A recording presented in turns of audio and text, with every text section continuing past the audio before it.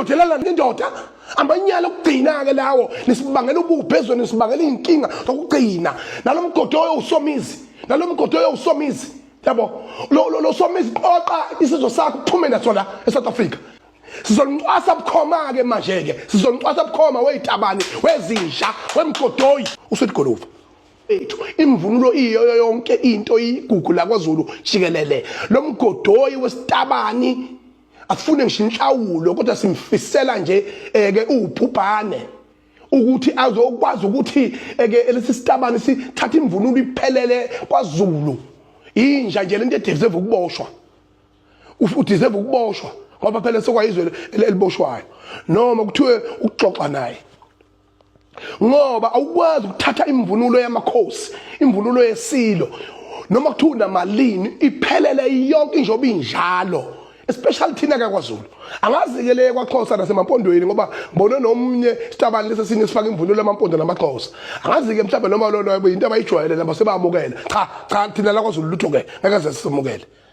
boyilwela nabo uma ukuthi ke ukuthi ke bakubona ukuthi ku wrong kodwa lakithi 100% wrong akungingizwa akucatshangwa sesithule kwanele manje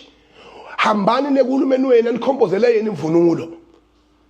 uma ngabe ngisho kuma fashion shows if une designer ethizwe icreative wayipatenta lo designer yakho ibelonga kuwena lo design namalungelo ayo sinamalungelo emvunulo thina njengoZulu sinamalungelo okuvikela into eyisasa lethu neqiniso lethu yabona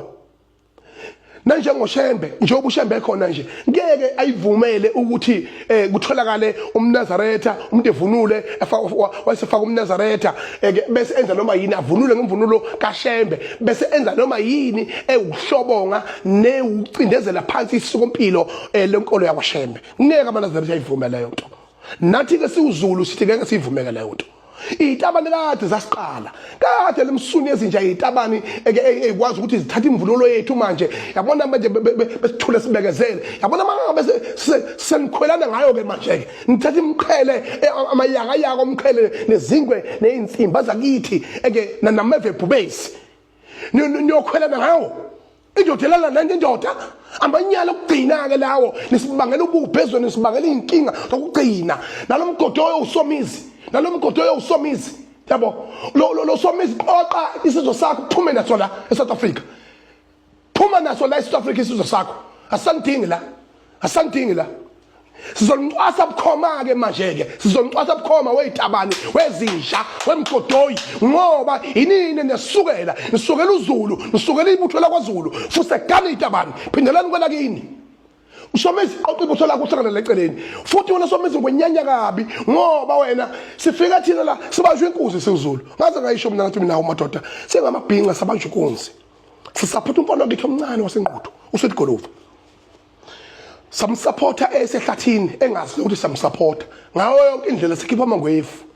waphuma umfana thema iphuma wahlangabezwa wena egedini kanti ungamfuni uzomfundisa amanyala ubutabani uma nje umfana usiyemfana ukuthi siyambuka nje sambona yena ukuthi insizwe kodwa sesiyamgabaza ngoba ugolwe uwe emsulu entsha somizi ugolwe uwe umgoneleni ingane yethu ngoba nina yonke into ephilayo la kwaZulu ephilayo nigijima niyaxavuna prenuth bethu niyayitapela ezinye lapha nambe isineka lapha kodwa sinye sipofu la seligoli esigcwele la kuba TikTok ngeke sibuke nje ukuthi sitabani lesi sizeza sekade sakwaZulu sizibhale ngisho igaba laso ngoZulu lomgodoyi lo sikhathele nina yonke into sizakhela yona iphile thina la njengamabhinqa njengoZulu niyayithatha nina ngoba nakho niyabona ukuthi somkhumbi wempi ongaphazamiseki niyayithatha yonke lento nina niyenze yini ngiyanitshela mina